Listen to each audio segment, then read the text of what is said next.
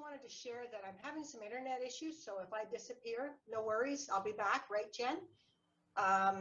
So we'll get started. I just want to welcome everybody, and Tim, I wondered if I could ask you for our national anthem. Most certainly. I do have a O Canada that comes from Sudbury from last year. So here we go.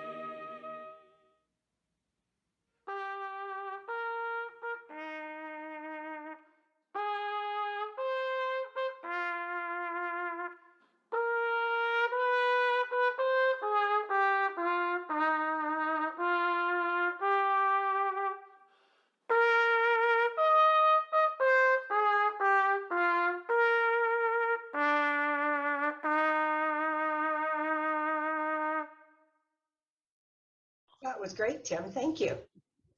Pleasure. Al, do you have a Sergeant at Arms report for us this morning? Yes, good morning, Past President Ann. Nice to see you this morning. Thank you very much for stepping in. I did want to welcome our speakers, Sandra and Nick, this morning. Thank you very much for coming to our Rotary meeting. A very warm welcome to you.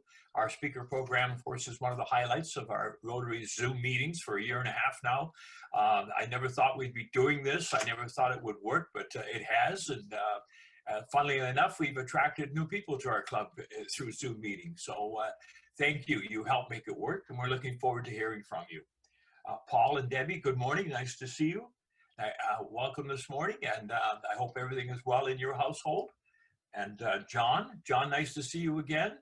Welcome this morning. Robert, nice to see. Oh, Robert's gone, right? He's gone. But nice to see Robert this morning. Okay, so very quickly, we've been talking about the pandemic now for a year and a half, and it would appear that we might have something breaking pretty soon. They're talking about opening up, and what I'm really pleased to see is the numbers, the people who are being vaccinated, and the younger people who are getting vaccinated. My son is 50. He went for a shot the other day. He had his 12-year-old daughter with him. She just turned 13 yesterday. And funnily enough, they said to him, would you like to get your daughter vaccinated? And they did it right there. She didn't even have an appointment. So that's a good sign. We're getting more and more people vaccinated, and that's wonderful. Now, I know you expected me to mention the Leafs. You know, I'm a real Leaf fan, but this is directed to my good friend Doug Jernigan, also a Leaf fan. In 1967, that was 54 years ago today. I know a lot of you weren't around then, but that night, the Toronto Maple Leafs won Game 6 of the Stanley Cup Finals, and it was a wonderful night. They beat Montreal. The Leafs back then were tough. They had heart. They had desire. You all think of Tim Hortons right away. You think of coffee. When I think of Tim Hortons, I think of a hard-nosed, devoted, wonderful Maple Leaf defenseman. And that's back when there was only 6 teams. There was only 6 teams in the National Hockey League, and these guys were tough. So to say that I'm disappointed as to what happened the other night is probably the understatement of the year. I've been a Leaf fan all my life, and I always will be, but you know, they say there's always next year, but we're sure getting tired of saying there's always next year. But I leave you with this note for all you Leaf fans. There's always next year. Thank you, President Ann.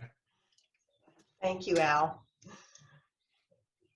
And President Ann, it's Barry here. Yep, hi, Barry. Just a question to Al. Have you got any update on Troy Scott? The latest word we have is that he's now at Toronto Western Hospital, which is a hospital that is known for its transplants. He's still waiting. My latest information is he's still waiting for either 1 or 2 lungs. We don't know. Everybody's very quiet about it right now. No news is good news. Obviously, he's still alive, and he's on a ventilator, and he's hanging in there, and we can only keep praying for him. I'm sorry, Barry. I just don't have any updates. Thanks, Al. Appreciate knowing that. I'll share that with my prayer chain as well. Thanks for asking, Barry. Jen, could I ask you to look after our speaker introduction this morning, please?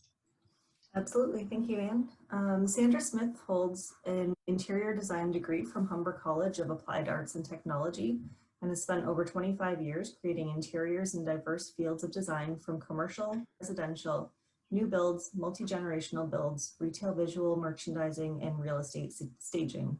Her partner, Nick Vitalo, holds American and Canadian Certified Aging in Place Specialist designation in Universal Design, Home Modification, and Interior Environment certificates. He also holds an honors degree of Environment Studies from the University of Waterloo.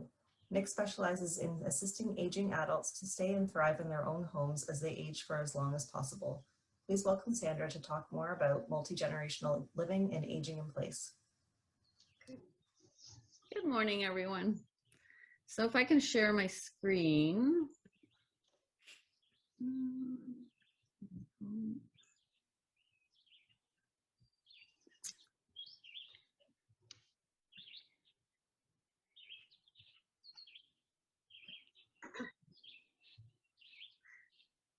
Okay, so thank you for the introduction.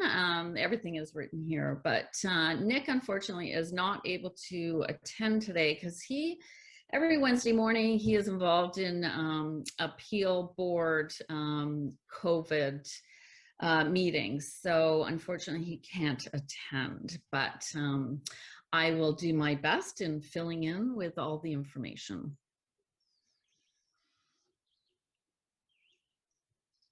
So there's no place like home as you get older, and I think we can all understand that feeling.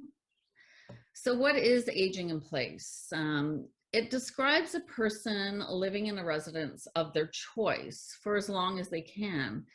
So that would include living in a home that is safe, independent, and comfortable, regardless of your age, income, or ability. Now, this doesn't always just apply to aging, just so you know that. So independence is the #1 reason people give to remain in their homes. So remaining in their home may also be financially prudent. Does anybody have aging parents? I'm sure many of us do. This is my mother. She's 94, and I'm proud to say she does live with us. She's lived with us for the last 8 years. She came from an apartment down in the Kingsway area that was an apartment that you could only access by about 3 flights of stairs. So that was becoming a little too difficult for her. And, you know, some of the facts are the expense of long-term, either private homes or funded by the government. So these are just some factual information. These numbers have gone up. I think the average now of a long-term home is $5,000 a month. So it's very costly. And as they're aging, what we're finding is, you know, to have extra care in your home is probably less expensive than actually going into a long-term facility. Now, that isn't always possible, so to keep that in mind as well. So what do we do as certified aging in place specialists? We make the home more accessible and more livable and safer. So these are just, you know, wide open spaces. You know, my mom has a walker, so she needs to get around safely, you know, taking out area rugs, you know, lowering things such as microwaves and easy access to cabinets and those type of things. So continued, we try to identify solutions to a particular need. Now, again, this is my mom. She sort of went from having a cane to a walker. Now, our home, we had no idea that my mom would be coming to live with us.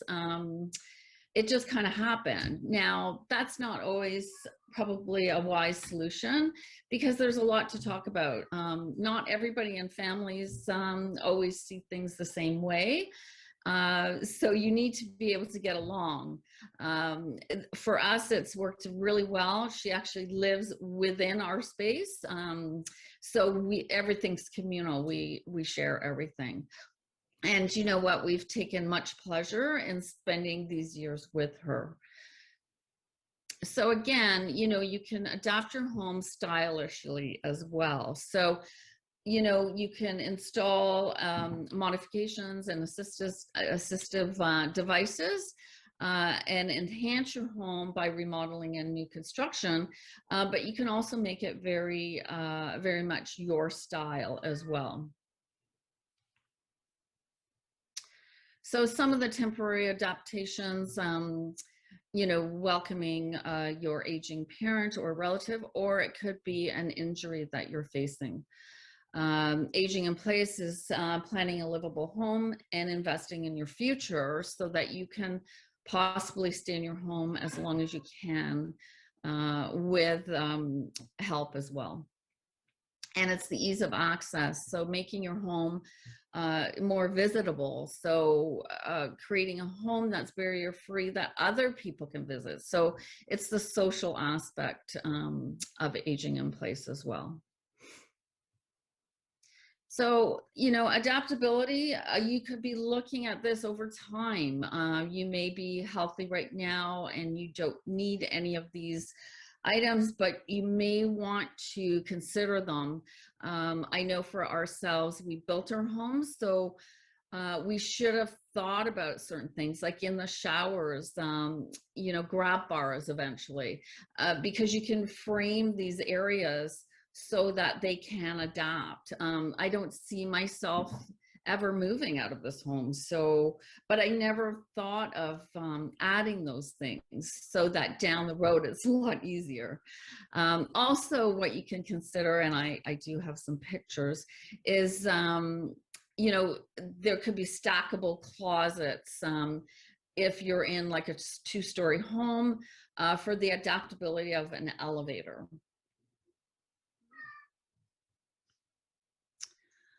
So again, I talked about also widening doorways. I don't know why builders don't do this in the first place. Sorry, my cats seem to be having a heyday here. The beauty of Zoom. So building door frames so that they're wider, so that you accommodate either wheelchairs or walkers. I know for my mom that has been a bit of an issue.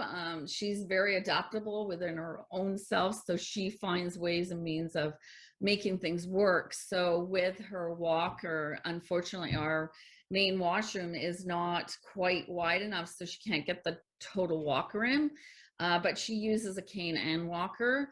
So she kind of folds it up a little bit and then can wheel in. So, you know, these are a lot of things that you should be considering.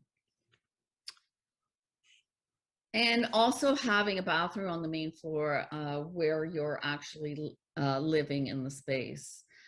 So that is something, again, that you might consider in the future or as you're planning a home. This is the example of the elevator. So stackable closets can adapt to an elevator. So making your home livable long into the future. So that's the whole concept of aging in place. Because staying in your home is also a lot to do with the psychological part of it. Being within your community that you love, being near people that you know. A lot of these things, when you take a senior out of their home and into a whole other area, a lot of seniors do not adapt well, and it becomes sort of a downhill spiral. So investing in the comfort and functionality of your home is a great future investment, and improving your home to meet your changing needs. So again, that's one thing we did not consider. So some of the barriers that you probably notice in many homes is that there's not a zero clearance entry. And this is in our home as well. We have considered down the road for my mother that we would have to do a backyard entrance, because our front stair, we have like a stack of about 6 stairs. Although she is able to, at this point, get up them no problem.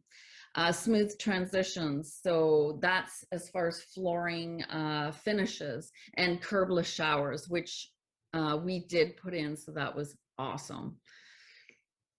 Some of the other things that we do consider is lowering switches, so that, you know, obviously if you're in a wheelchair, these are all accessible, raised outlets, brighter lighting in bathrooms and kitchens,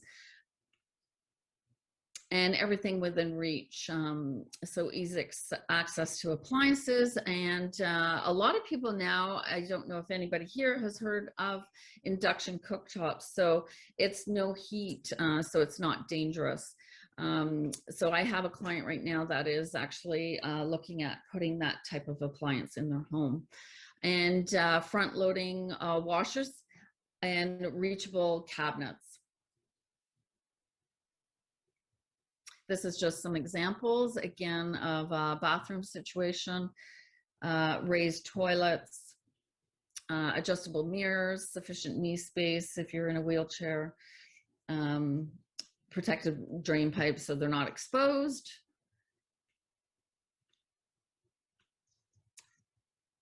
So now we go into what is multi-generational living. And this is something that I never thought of and didn't know that would happen to me.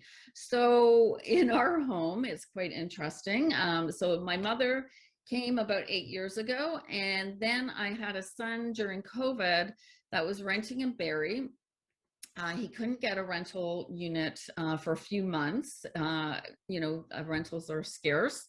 But he did find one. He spent 2 months with us. Now we shared our kitchen. We did finish our lower level, so it is a 2-bedroom, and it was just our theater room. So him and his partner sort of took over that space. At the time, we were actually putting in our washroom downstairs and finishing our laundry room just by fluke. So anyways, he was able to move in with not too much disarray. Although I have a lot of course, downsizing like many of us, I have a lot of stuff. So he brought his stuff and I had my stuff, and yeah, it was a little chaotic that way. But multi-generational living is what we call flex living or sandwich living, you've probably heard of. So it's having many generations in one home, which is myself. This can include boomerang kids, so that's adult kids coming back to home and living with their parents.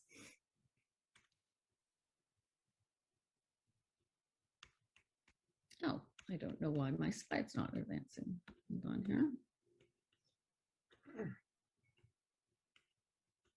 Okay, I'm not sure why it's doing that.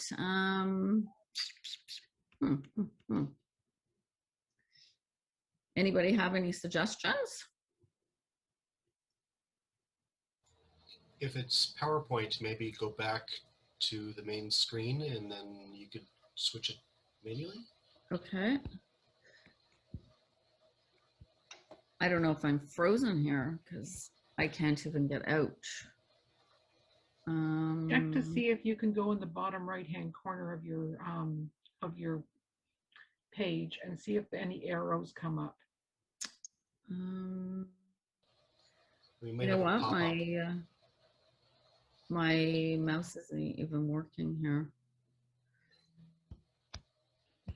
Sounds like you're frozen.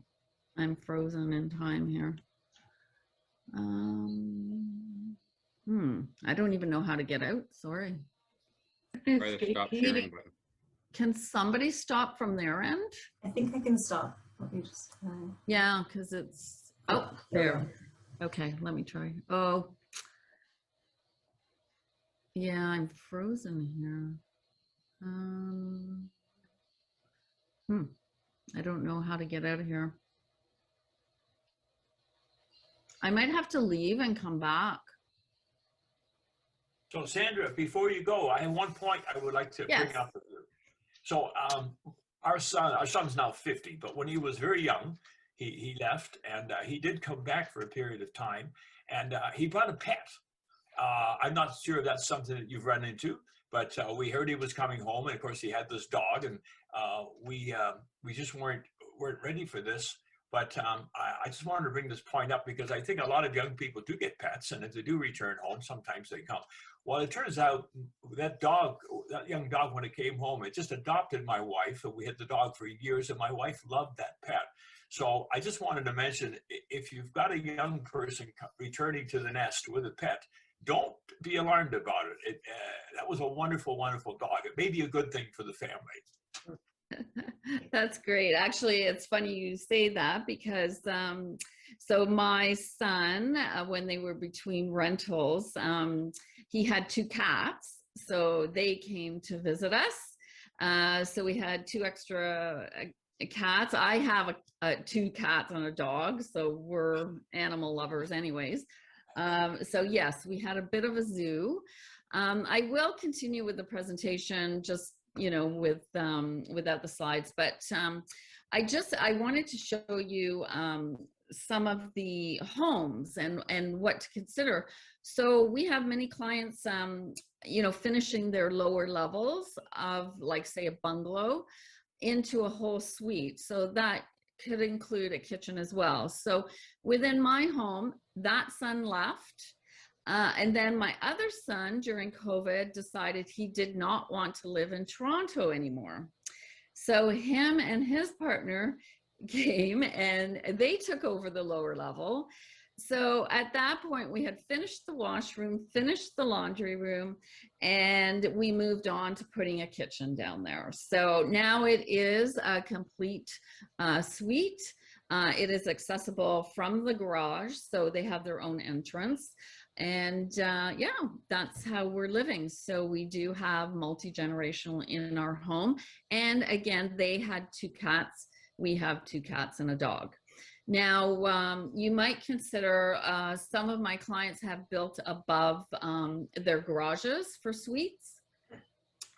We just designed a home. It's 3,500 square feet.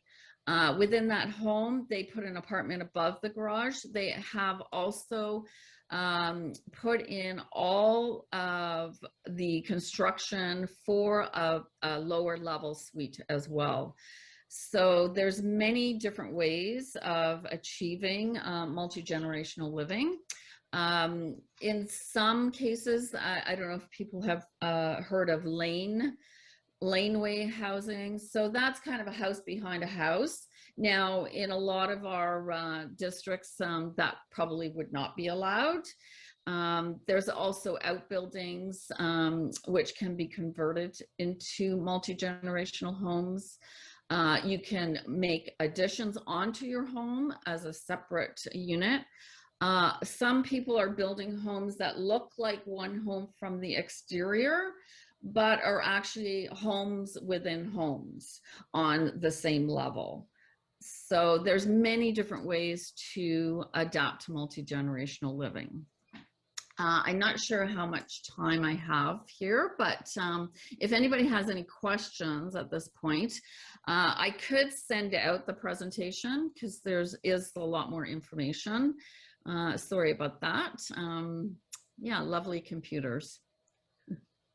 Sure, if you don't mind sending out the presentation, Sandra, that would be Yes. good. I think a lot of people would be interested. Do Okay. any of our members have any questions for Sandra right now?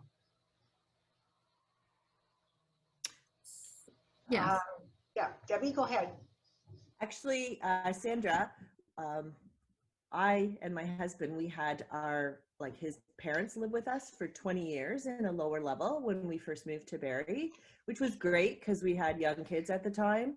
The only thing is that we found that there was isolation. So I know that it's something that everybody thinks about when they want to bring a parent in, but now his mom lives in a retirement home, which is perfect because my father-in-law has passed away. So how do you deal with the isolation? I know that it's not really part of the living aspect with the design, but how do you live with the isolation part of it with a senior? Yeah, that's very true. Actually, it's interesting because I'm using my mom as an example because we went through a lot of these different things and transitions. So my mom is actually a city person and came up to this, country living where everywhere you go, you need a vehicle. So luckily we had an extra vehicle and she had been driving up to probably 92, luckily. So she was able to join in on activities. We are close to Hawkstone, so there's a community hall there, so they have different things going on. My mom's an avid reader, so she was able to get to the library and do her shopping and things like that. Now, as far as like driving to Toronto, that was maybe a little too challenging for her because her brother and sister live down there. So again, as a family member, I would have to sort of help her with those things and visiting. But it is difficult. Like, it was a big adjustment for my mom. Now that she doesn't drive anymore, she's kind of used to that. And I think you just have to get them involved in many activities. Like my mom, fortunately, loves computers, always has. She's on Facebook and Instagram, she emails, so she stays in touch with a lot of people that way. She's not so much one to get involved in groups. She kind of, did that in her younger years. So that's not something that she wants to do, but it was always there for her if she, if that was an interest. So I think it's trying to keep them involved and interested in things that they like to do. Yeah, but it is a problem, and some people do choose to go into homes because they do have all of those activities that are created for them, right? Yeah, it's a choice in the end, right? What the person wants to do. So it's not my choice. It's my mom's choice, but for us it did work. And I'm not saying it always works either, because there's many different personalities too, right? So you know, you have to adapt to that as well. Any other Has anybody questions? else in the group lived with a parent or has anything to add? I can say, well, I had my grandparents move in with us a few years back, and a lot of the points you made are actually things that people don't think about. The doors issue, I can, you know, all the kinds of times, like we had actually retrofit our lower bathroom to be wheelchair accessible, but the door itself was not easily accessible. So there'd be this weird little clunky, okay, getting that around. So yeah, that's a very valid point that I think all builders should know. And the stove is an interesting one too. We have a gas stove, and my grandfather was on oxygen. So obviously it's one of the things, like we had to tell him multiple times, do not go and start that stove yourself because the pilot might blow you up. So it's these are all incredibly valuable things that you're presenting here, Sandra. So Yeah. thank you so much for your presentation. And it's interesting too, because a lot of things we don't really always think about, like, I mean, you know, area rugs, for instance, you know, I did have area rugs, but that's a real hazard because as you're aging, you're not kind of stepping, you're kind of sometimes shuffling, like dragging your feet. So those are huge hazards for tripping, right? Mhm. Yeah. So there's many things. I know, Janet, I think you had parents living with you at a certain point too. Yeah, we had, I liken it to giving birth actually. I had them for 9 months living in our house. And we had to actually take up, because of my dad's Parkinson's, we had to take up all the rugs because he couldn't lift his feet up. Yeah. And that made it very difficult for him to be able to, you know, move around and things like that. So that was a challenge in itself. One thing you brought up that I never thought of, and it's interesting, I never wanted to have a front end loader for a washing machine and a dryer, or washing machine, because I've heard, you know, different things about them leaking and all that sort of stuff. But I never thought about the access to it. You know, so when we were just buying a new washer and dryer for our rental property, and we were going, why do we want to have that front end load? We'll just put a top end load. But then we thought about it and thought, oh, we'll just get the front end load, and we did it. And now bringing up to that point, when we go to sell the house, that's going to be a feature that could be for anybody, right? So that was a good point on that. Right. And I think too, like I've learned a lot through the process as well of building my own home, because many things I didn't really consider.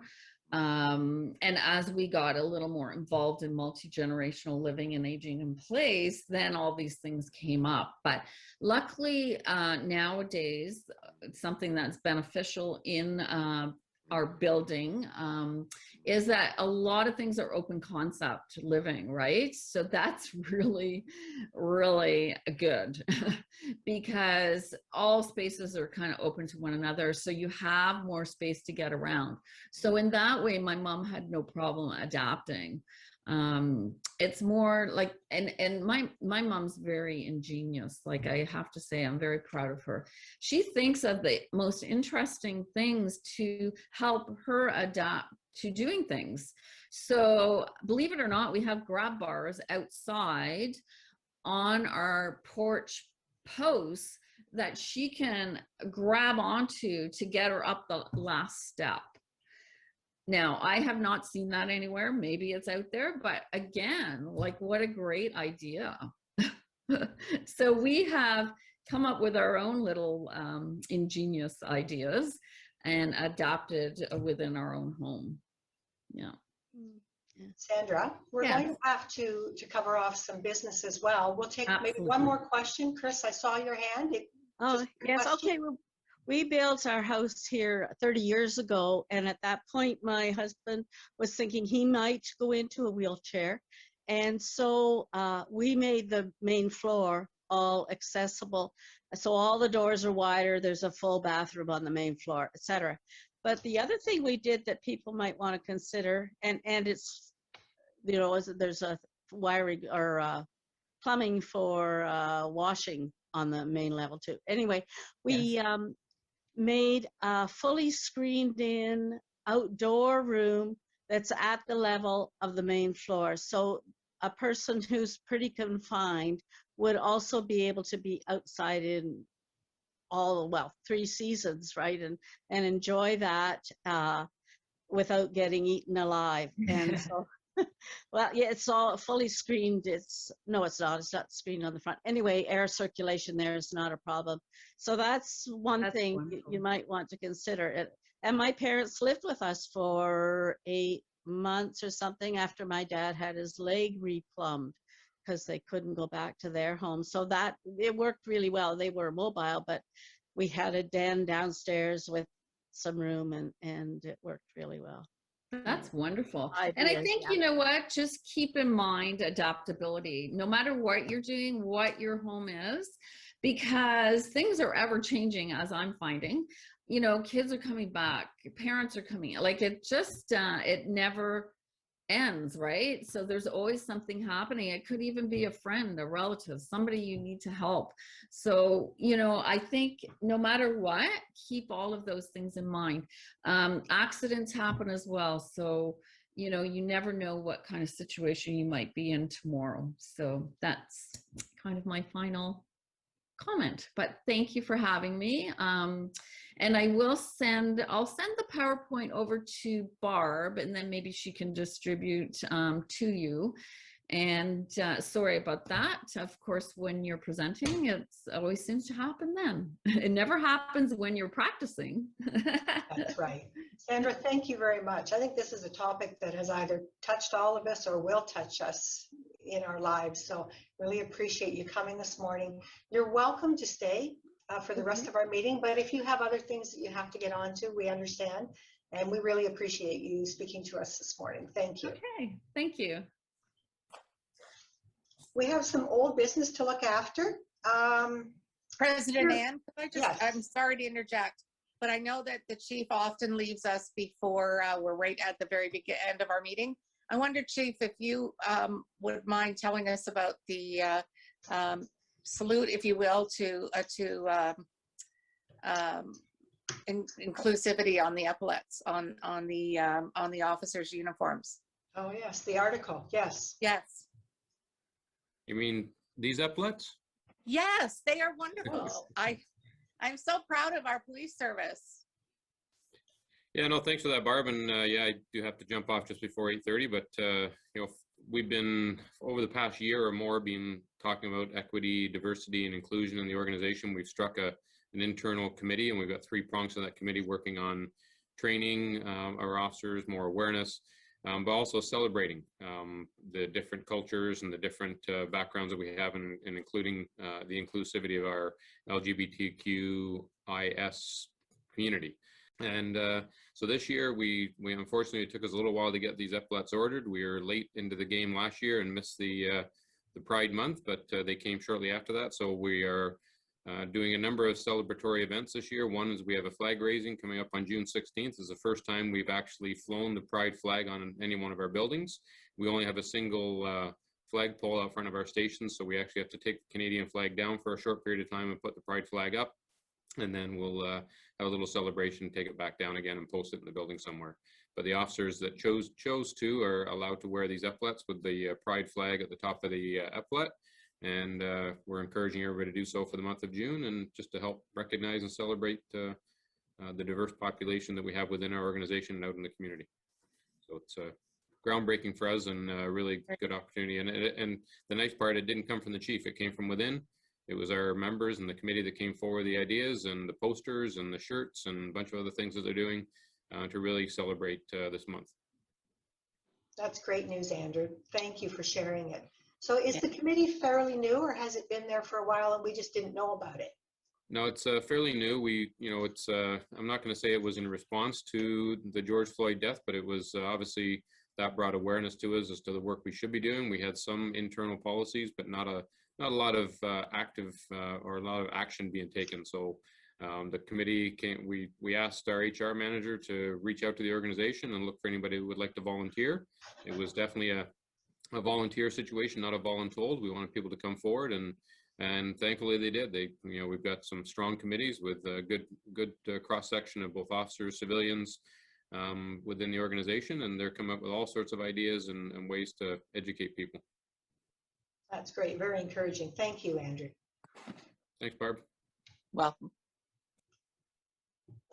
Beer for a Year. Jeff and Tim, do you have any updates on that project? Got nothing. I haven't heard nothing from the town yet. I don't know if Tim has or not. Yeah, I forwarded you an email, Jeff, and I got something from Joji where he just said he's really busy and he's taken the information I provided him, and he's in contact with, I guess, whatever other layer up there is. So hopefully we'll hear something this week. Well, hopefully, because it's been dragging out. So, but I know. Nothing we can do about it. It's a town. Exactly. Okay. Thanks, guys. Jeff, do you have an update on the Rotary Garden and the plans to plant it this spring? Yep. I want to plant on Friday morning. If have some volunteers, I did some. Well, yourself and Brandy and myself and my wife, we did some work there. We planted some stuff for the pollination garden up around the top. We pruned the trees behind the sign, so it's looking better. And so we're ready to plant this Friday, and hopefully everything will go well, and we'll go from there. If you need any volunteers, I do. So. Do you want to send out an email or just tell us what time? 8:30 Friday morning. Okay. Pretty good. Sounds good. Thanks, Jeff. Doug, do you have an update on the bottle drive that we're planning? No video on. Okay. Yes, good morning. We had a great conversation on Monday evening. Unfortunately, the hockey game had just started as well. I did not plan on that. I was told the Leafs were going to win in 6, so it wasn't supposed to conflict. Apparently now we've got another, 11 months before hockey starts again, so we should be good. We had a great conversation. We nailed down some potential dates, some potential locations. I'd like to start doing weekly conversations every Monday evening at 7 o'clock to drive this forward. One of the things I do need to put together is a well-defined small group to help coordinate and direct this. So obviously I'm looking for a co-coordinator on this. I'm looking for a director of marketing and a director of logistics and labor. So if anybody's interested, please drop me a quick email and I'll send out a link now that I know how to do a Zoom meeting. Thanks, Steve. And we'll set it up again for Monday night at 7 o'clock. Everyone is of course welcome. And we're gonna try to get this off the ground. The first date is potentially the first Saturday in July, right after the long weekend. Okay, anybody have any questions for Doug right now about the bottle drive? So one of the questions that did come up on Monday night, and I really want to present it back to the entire club, is are we willing to put together the labor to make this happen? Because the labor quantities could be as much as 24 people per day on like a 4 or 5 hour sort of shift. Are we willing to volunteer our families, neighbors, kids, spouses, whatever it takes to make this happen? So maybe just a straw poll. If you're agreeable, maybe throw your hand up. Yes. Okay. Looks like there's a fair bit of support there, Doug. That's great. So we'll look for the email from you then with the Zoom coordinates in the next meetings. I will do that and also send out the PowerPoint presentation that I sort of threw together just to sort of start as a reference point on where to start.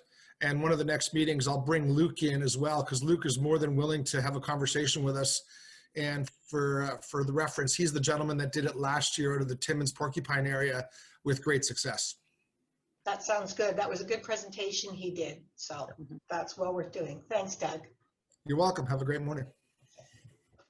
The only other thing I have under old business is just a reminder to everybody that the Rotary Virtual Convention is coming up June 12th to 16th, and you should have all received an email yesterday that you can register through if you're interested in attending the convention. So you can have a look for that if you're interested. New business. I just wanted to mention the district monthly evening talk show that's going on tonight, and I saw that Bill Hodberg sent out the coordinates, the Zoom coordinates for that this morning, just after 7. So it's on fellowship. If you're interested in taking part, that's tonight. There's a district forum coming up to discuss the Council on Resolutions, Monday, June 7th at 7 p.m. There were some questions that came back about the 6 resolutions that were proposed by a couple of clubs in our district. So the district has opened it up if people want to discuss the resolutions, have some conversations around them. And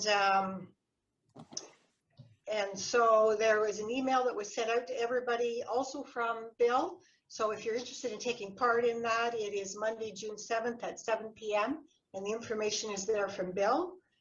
The only other thing I wanted to mention under new business is actually old business for the board, but new, I think, maybe for our club. About a month ago at our board meeting, we heard about an India COVID relief project that was going on. You're probably aware that COVID has had a big impact in India in the last few weeks. They've had some real challenges, and a lot of COVID infections and hospitalizations, to the point where they've run into a shortage of medical supplies, including medical oxygen, to keep things going. So there was a project to provide funding to purchase oxygen concentrators for the hospitals in India. Just wanted to share an update that to date that our district has raised $37,500, and that money is being sent to the Rotary Club of Essex Foundation. They're working with an international humanitarian organization called SUA, and SUA is looking after purchasing and sending all of the oxygen concentrators to India. And in addition, SUA is matching all of the donations they receive on a one-to-one basis. So some badly needed support for India. I watched the program last night, and things are going a little bit better there, but they still need a lot of help. So the project has been extended. It's open until June the 8th. So if anybody is interested on a personal level in making a donation to support the project, let me know. I have an email and phone number contact information for Don Straka, who's kind of heading this up, and I can forward that to you. I don't have any other announcements. I wondered, Steve, if you have anything that you'd like to share with us? Well, thank you, Past President. I did, but you've covered them all the ones that I had, and you've done an excellent job. So just on the end, just an add to your comment on the India fundraiser. When we decided to help promote this, and it was initiated by a classmate of mine in District 7070, which is down in the Windsor area, we said we'd set a target of $10,000 was what we hoped we could raise. And as you just said, so far our district has contributed $37,500. So I think that's wonderful. And then tonight you talked about the talk show on fellowships. Our membership committee at the district level is doing a terrific job with some new initiatives, and what they're introducing is our district fellowships. So you may have heard of the fact that Rotary has fellowships around the world. Our membership committee is trying to start up a few district ones. So that would be, it could be any area. I think the first one is motorcycle riders. So they're going to put on events where clubs who have members who are interested in motorcycling can get together to do things. So so it's kind of exciting. I think it'll help bring clubs together, bring our members together on that. You also mentioned the Council on Resolutions. That's a very complicated issue. I don't know where your club is in terms of voting on that, but I hope on Monday night we'll be able to add some clarity as to what these resolutions are really saying. And there clearly is different views as to whether this would be a good thing or a bad thing. And I think it's important before voting that you're informed and you understand what both sides of the issues are. So that's really all I have. So thanks. And I haven't been here for probably 3 or 4 weeks, so I'm really happy to be back and joining your club for a meeting again. That's great to have you come visit us. Thanks, Steve. Does anybody have any questions for Steve about any of the topics that he raised? Okay. Well, thanks, Steve. Appreciate the updates. Does anybody have any announcements or anything they need to share with the club this morning? Okay, I don't see anything. We have about 10 minutes. We could do a really quick round of good news. I think we've got time to squeeze it in. So maybe, Steve, I'll put you on the spot and start with you. Thanks. Well, it's for me, I'm just thrilled that the golf courses are open again. I'm an avid golfer, and so it's nice to be able to get out. And if I can get to a tea time at 7:30 in the morning, I can certainly get to your meetings at 7:30 in the morning. So it's been nice, but it does then put a strain on my time, because that means I have less time to do Rotary type business and other maintenance issues that I have lots of around my house. But nonetheless, it's great. It's all about life balance, right? Yeah. Jen, do you have any good news to share this morning? Just recognizing that it's going to be another summer at home, just making the backyard a bit cozier. So we've got some patio furniture, string lights, and just enjoying that little setup there. So that's nice. Doug? Good morning. We're in the final stages of planning a motorcycle trip, ironically, to northern Quebec, and it's interesting because we're going to the most desolate place in North America. And so now we're talking about things like satellite phones and other things like that, and wilderness first aid. So interesting adventure. Let you know how it unfolds. That sounds good. Sandra, do you have anything you'd like to share with us this morning? Well, my husband and I can't wait to travel again. We had to cancel 2 vacations, so we are planning again, probably for October. So we're excited, and we're vaccinated, so that's a good thing. Yeah, Who knows what's going to happen with the passports, right? Yeah, that's right. Thanks, Sandra. Tim, do you have good news this morning? Well, it was Nathaniel's birthday yesterday. He turned 16, so very happy about that. He already got his G1. And of course, on the weekend prior, he did Ryla. So he was in good company there. I know Dean's son Jackson was in that. And so I'm actually trying to pressure Nate into actually seeing if he'd be willing to come onto one of these meetings and actually kind of give a bit of a talk about how he felt about Ryla, because I thought that'd be a good speaking point that we could use going forward. So if people are interested in that, I will keep that pressure going. That sounds good, Tim. Yeah, we would be interested. Thank you. Yeah. Sorry if I can interrupt, Ann. Tim, we should get our kids to work on that together. Oh, 100%. I wasn't going to pimp you out there, Dean. So, but yeah, 100%. Yep. Joint presentation, good idea. Yep. Okay, thanks, guys. Janet, do you have good news this morning? Yeah, we just found out that our countertops will be placed in July, so middle of July for our kitchen. So I'm with Tim in regards to being in kitchen renovation chaos. But we're also making room right now for my son and his family to move into our house for about a 3-week stint between houses. And so he was over last week. Somebody, if anybody walks by a house, it looks like we're moving out of the house, but we're just trying to get rid of all the old stuff and kind of make room for everybody. So it's been good. Thanks, Janet. Jeff, do you have good news this morning? Sure. The information we got this morning, that was good stuff, because when I had my knees done, I thought of all that stuff, widening door frames and walkers and all that kind of stuff. So yeah, it is very important that people think about that in the future for their new adventures in their homes. So yeah, for sure. Everything's good. Good. Thanks, Jeff. Eleanor?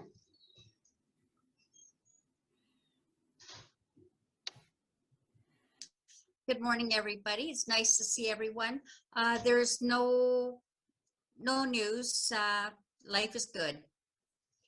Thanks, Eleanor. Dean, do you have news to share this morning? Nope, just hoping everyone has a great week. Do we still have our chief with us, or is he gone? I don't see him. Okay. Debbie, do you have good news this morning? We do actually. Well, it's good and bad. So we have everything in place to do our home renovation and new builds. So we're building a garage with a loft. And so we're just waiting for the permit. I received an email yesterday saying that yesterday was day 15 and I should hear by the end of the day. Of course, I didn't hear by the end of the day. So hopefully today I hear something. That's good. Barry, do you have good news this morning? Yes, I do. It's pretty good news. I'm getting a professional haircut this afternoon. Don't tell anybody. I'm going across to our neighbors, and her hairdresser is coming, and I'm getting the cut. Don't tell the chief either. We all know how important that is, Barry. Come on, Barry, you don't want to look like this? Come on. Robert, do you have good news for us this morning? Robert gone? Yeah, he had to leave early. Okay. Brandy, how about you? Do you have any good news to share?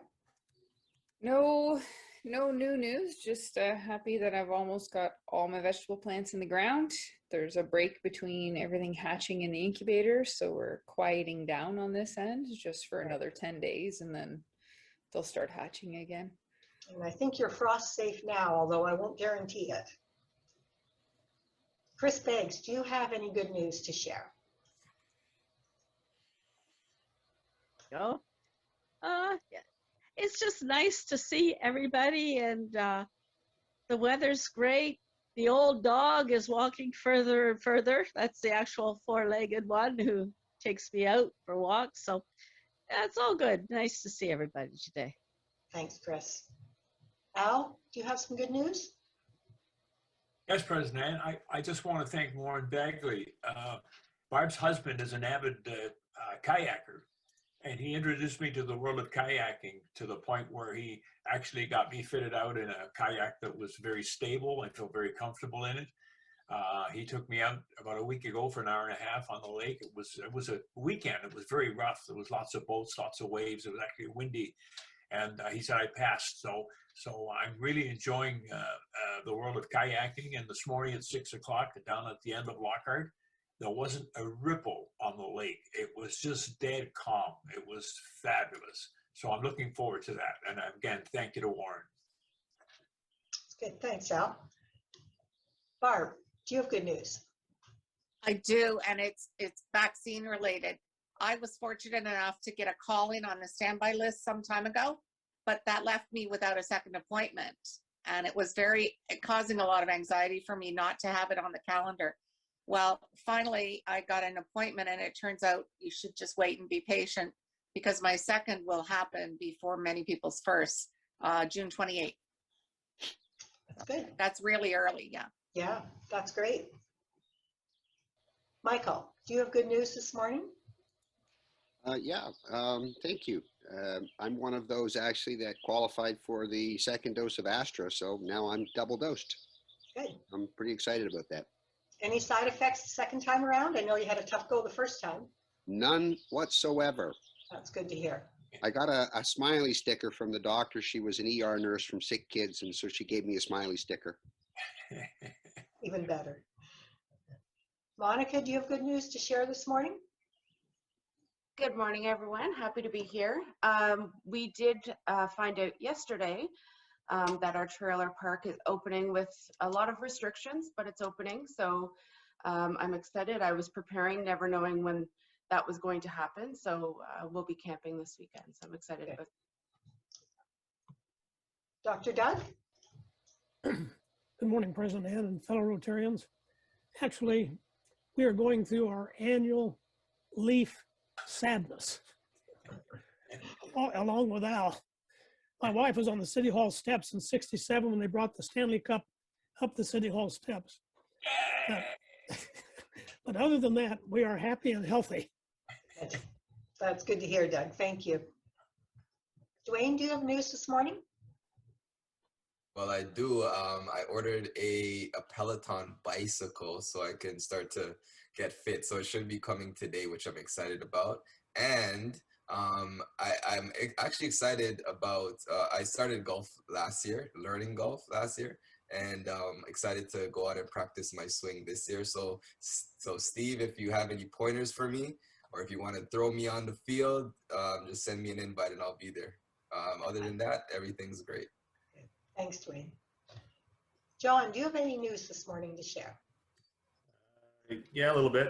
Good morning, everyone. Thanks for having me. My wife's been bugging me to get her a raised garden for vegetables. So I completed that last night and she planted, and we're looking for fresh vegetables soon. Raised gardens are the best. That's good. Teresa, do you have good news this morning? Yes, I was very happy yesterday. I got my second dose of Moderna. Felt like telling the world as I was going home. And I just wanted to mention to Jeff, I can't do Friday because I'm babysitting. I would have loved to do the planting with you guys. Bring them along. You can always use water. I'll have to ask the mother if that's okay. If it's okay with her, I'll bring them along because it's a PA day. There you go. Mm-hmm. Okay. Thanks, Teresa. Whitney, do you have news this morning? Sure. Things are kind of crazy here right now. We have an event tomorrow, so lots going on with that. But good news from last week, actually. I always apply for bursaries for fundraising conferences, and I never get them. But this year, I got a bursary for the Association for Healthcare Philanthropy for their international conference.